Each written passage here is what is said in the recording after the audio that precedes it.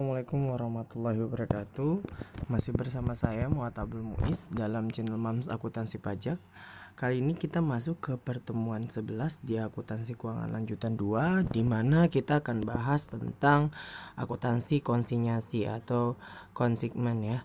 Dimana kalau dalam bahasa sehari-hari juga bisa kita bilang adalah akuntansi titip jual. Jadi nanti ada perjanjian di mana ada dua pihak gitu ya, di mana ada pihak yang menyerahkan barang dan juga ada pihak yang dititipkan barangnya. Nah, itu yang dimaksud dengan titip jual. Jadi ada yang pihak yang menitipkan dan juga ada pihak yang dititipkan. Nah, intinya adalah setelah kalian mempelajari bab ini, nanti kalian insya Allah dapat menjelaskan bagaimana karakteristik dari konsinyasi. Yang kedua, menerapkan akuntansi untuk konsinyasi selesai, baik yang dicatat secara terpisah maupun dicatat secara tidak terpisah. Ini secara garis besarnya saja. Nanti yang dimaksud dengan akuntansi konsinyasi selesai berarti intinya adalah konsinyasi tersebut sudah selesai sebelum laporan kedua belah pihak, baik itu sebagai konsinyi maupun konsinyor nanti ya, sudah selesai sebelum pembuatan laporan keuangan. Sedangkan kalau yang nomor 3 ini nantinya adalah konsinyasi belum selesai, berarti konsinyasi tersebut belum selesai sampai dengan nantinya laporan keuangan tersebut dibuat. Jadi laporan keuangan sudah dibuat tapi konsinyasi tersebut belum selesai.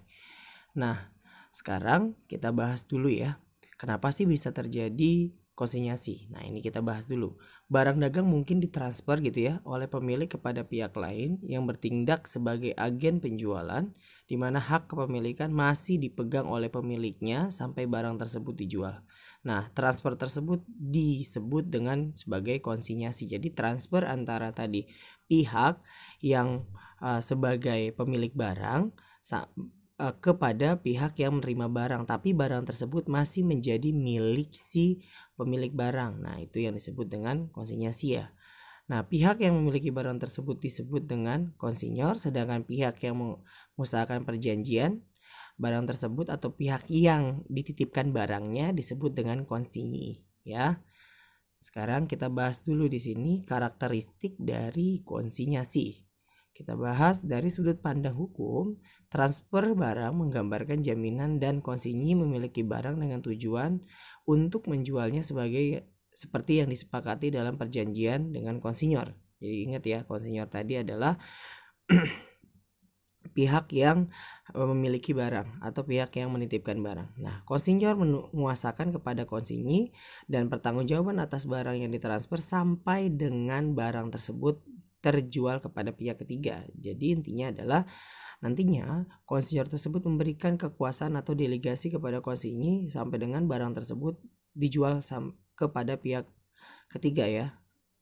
Nah, atas penjualan tersebut, konsinyor mengakui perpindahan kepemilikan barang dan juga mengakui pendapatannya. Jadi pada saat perpindahan dari konsinyor ke konsinyi diakui sebagai pendapatan ya, tapi pada saat konsinyi berhasil menjual barang tersebut kepada pihak lain, nah itu baru bisa diakui pendapatan oleh si konsinyor.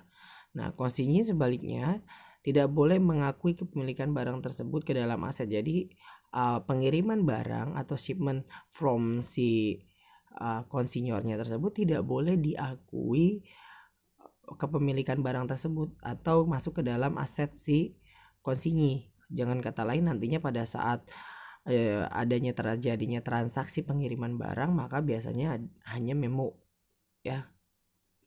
Nah, hubungan antara konsinyor dengan konsinyi lebih menunjuk kepada hubungan prinsipal dan agen. Dan menurut ketentuan perundangan pemerintah diatur secara jelas hak dan kewajiban kedua belah pihak tersebut. Nah, sekarang kita bahas dulu sebenarnya manfaatnya apa sih bagi si konsinyor. Kita tahu ya, kalau kita ilustrasikan dalam kehidupan sehari-hari banyak banget terutama yang jualannya itu perusahaan-perusahaan customer goods, seperti misalkan ya contohnya yang gampang adalah misalkan kayak hari-hari swalayan, dia kan banyak tuh produk-produknya ya. Nah, produk-produknya itu bukan hanya sepenuhnya milik si hari-hari swalayan, banyak juga barang-barang yang dilakukan penitipan di hari-hari swalayan. Nah, itu yang disebut dengan tadi titip jual. Indomart juga ada kemungkinan seperti itu ya, Alfamart dan lain-lain. Karena barang tersebut tidak 100% dibeli oleh si minimarket maupun supermarket tersebut. Nah, gitu. Nah, keuntungannya apa sih bagi si konsinyor? Kita bahas dulu di sini ya. Keuntungannya pasti dengan cara konsinyasi. Konsinyur tersebut merupakan sarana untuk memperluas pangsa pasar. Karena kenapa? Ya karena dengan dia melakukan titip jual tersebut, orang pasti yang tadinya tidak tahu bisa menjadi tahu barang yang dijualnya tersebut ya. Nah terutama untuk yang pertama barang produk baru tadi saya bilang. Barang atau produk baru yang belum dikenal oleh masyarakat. Ini juga menjadi suatu direct marketing secara penjualan secara langsung, tapi tidak dikatakan secara langsung karena lewat si pihak lain ya, atau si konsinyinya tersebut. Nah barang yang dijual melalui dealer di waktu yang lalu terbukti tidak menguntungkan bagi dealer tersebut. Nah itu ya, barang yang biaya produknya mahal sehingga memerlukan investasi bagi dealer bila harus membeli barang tersebut. Nah yang terakhir di sini, barang yang harga jualnya fluktuatif sedemikian rupa sehingga dealer setuju untuk menjual barang bila risikonya ditanggung oleh pemilik barang. Nah yang B ini, kalian menjual mungkin lebih dimiliki oleh konsinyi. Nah itu ya, banyak banget yang produsen hanya bisa menghasilkan barang tapi dia tidak bisa melakukan bargaining berkaitan dengan penjualan barang itu, sehingga dibutuhkanlah di situ konsinyi ya. Konsinyi itu sebagai salah satu sebenarnya marketing yang hanya nantinya biasanya ya hanya diberikan komisi atas terjadinya penjualan barang tersebut. Nah itu kan berarti kan tidak harus dibayar biaya gaji ya. Kalau kita harus meng-hire marketing di perusahaan kita kan berarti kan harus bayar biaya gaji bulanan dan lain-lain. Nah terus harga eceran barang konsinyasi tetap dapat dikendalikan oleh konsinyor yang tetap memiliki barang tersebut. Jadi kita sebagai konsinyor yang memiliki barang, kita juga bisa menetapkan batas atas dari barang tersebut ya. Batas atasnya berapa? Hal ini mungkin sulit dilakukan jika barang dijual melalui dealer. Nah kalau jadi dari dealer itu ya agak sulitnya gitu ya. Terus yang kedua, keuntungan konsinyasi bagi konsinyi. Nah ini bagi pihak si penerima barang atau pihak yang dititipkan barangnya.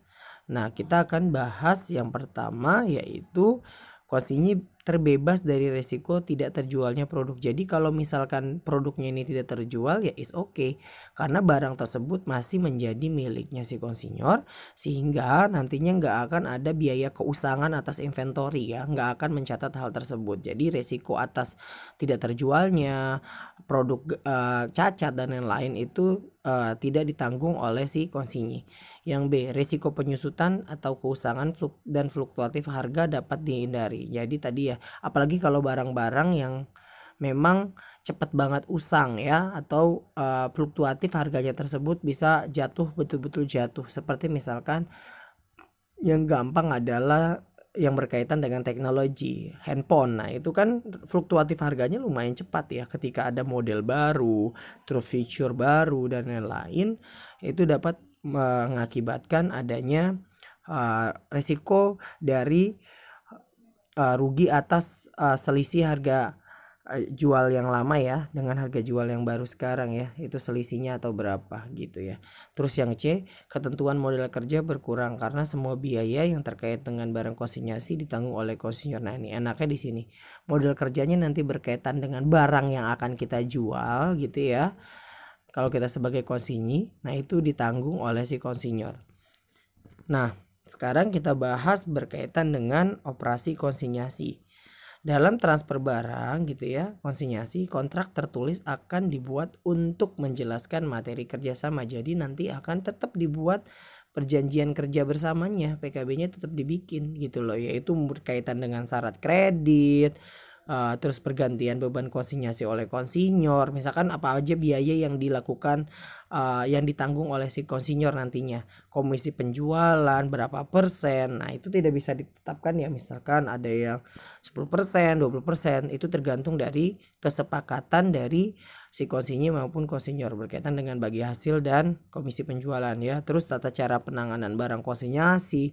Nah misalkan untuk barang-barang yang memerlukan perhatian khusus tuh bagaimana tata cara penanganannya juga dijelaskan di sana. Pengembalian barang dan penyelesaian pembayaran, misalkan ketika terjadinya penjualan, kapan nih harus diserahkan, maksimum berapa, tanggal berapa, misalkan H+2 setelah barang diterima dan lain-lain, atau H+1. Nah itu sudah ada tertera di MOU perjanjian antara si konsinyi maupun si konsinyor. Nah sekarang kita Di poin A ini konsinyi berhak atas pergantian, misalkan contoh ya, biaya yang dikeluarkan terkait dengan barang konsinyasi dan juga berhak atas kompensasi penjualan. Ini misalkan ya, contoh-contoh pengeluaran yang terkait dengan barang konsinyasi berkaitan dengan ongkos angkut, asuransi, pajak, biaya penyimpanan, biaya penanganan, biaya perbaikan dan garansi, dan lain-lain. Nah, konsinyasi berhak menawarkan jaminan perbaikan atau garansi atas barang yang terjual kepada pelanggan dan konsinyor yang akan memenuhi kewajiban garansi tersebut. Jadi kalau misalkan nanti konsinyinya ini juga menawarkan adanya garansi terhadap produk yang dijual, maka nanti biaya garansi atau biaya perbaikan atas barang yang terjual kepada si konsinyor kepada pihak ketiga tersebut, si konsinyor wajib nanti ya untuk memenuhi kewajiban garansi tersebut. Nah ini ya, tapi harus sesuai dengan kesepakatan ya, tidak semuanya ketika si konsinyor tersebut ya, ketika si konsinyor memiliki fasilitas berkaitan dengan garansi, mungkin saja si konsinyor tersebut bisa melemparkan langsung kepada si konsinyor.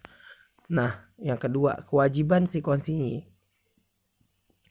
Yang pertama, konsinyor harus menjaga barang konsinyasi secara hati-hati dan dengan cara yang benar sesuai dengan perjanjian dengan pemilik barang.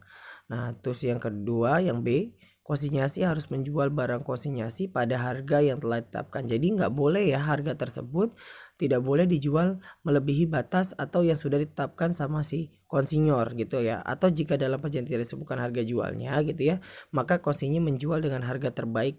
Ya itu jadi ya. Jadi kalau misalkan ya sudah deh, ada juga yang si konsinyor tidak menetapkan harga jual, tapi seharusnya konsinyor tersebut dapat memanfaatkan hal tersebut dengan, tapi tetap biasanya ada batas bawah ya, batas bawahnya sekian, harga batas atasnya mungkin tidak disebutkan, tapi sebagai kalau kita sebagai konsinyor, kita harusnya dapat menjual barang tersebut sesuai dengan keadaan pasar ya, harga minimal aja ya, minimal harga pasar lah gitu loh ya.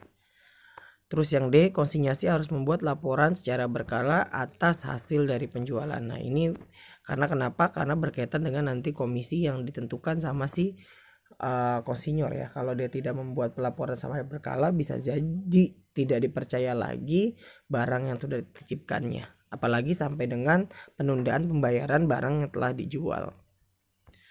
Nah itu poin A sama poin B. Nanti kita akan lanjut berkaitan dengan bagaimana sih perlakuan akuntansi, baik itu pencatatan maupun nanti pelaporan pada saat akuntansi untuk konsinyasi selesai dan belum selesai.